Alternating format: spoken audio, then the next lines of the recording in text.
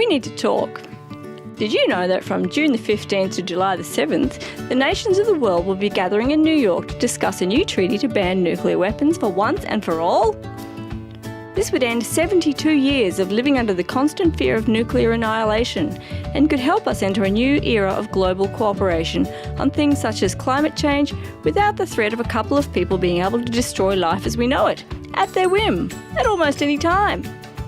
Most countries support this sensible idea, but a few, the countries that own nuclear weapons and their close friends, don't.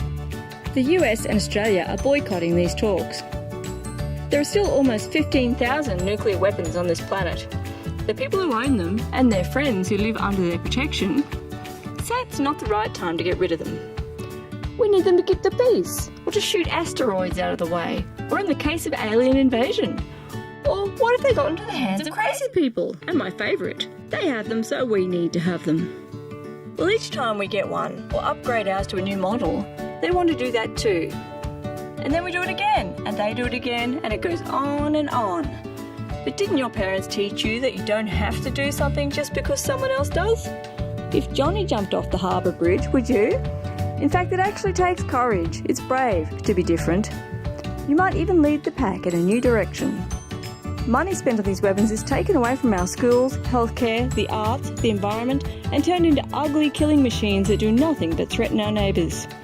But think, we could be using that money on things that nurture our community, foster innovation, grow cultures of peace that are creative and are necessary for life. When there are problems, we could be using our manners, sharing and saying thank you and sorry sometimes, and even by being nice. When our friend bullies someone else, we can step in and help out. No, not by bullying too, but by sticking up for the little guy and gently telling our friend that bullying is not okay. You know how good friends bring out the best in each other? As America's buddy, we could be helping shape the future by letting them know that might is not right. This tough guy stuff isn't working for anyone, and we really need to start doing something different. Aussies, do we want to be remembered as the bully sidekick? The country that sold uranium to nuclear weapon states and then refused to ask them to stop making bombs? Or as the country that did what we could to save life on Earth? Americans, what would it take to step out of your comfort zone, and take brave action for peace by laying down your weapons? If it's power you want, I promise you that you will have power, more friends, and be better respected by getting rid of your nukes rather than keeping them. Imagine that. Friends who want to be your friends because they like you, and leadership through compassion and negotiation actually based on dialogue. Now is as good a time as any. We only have one planet. We can't solve the problems we are facing while pointing weapons at each other, and we can't afford to wait any longer.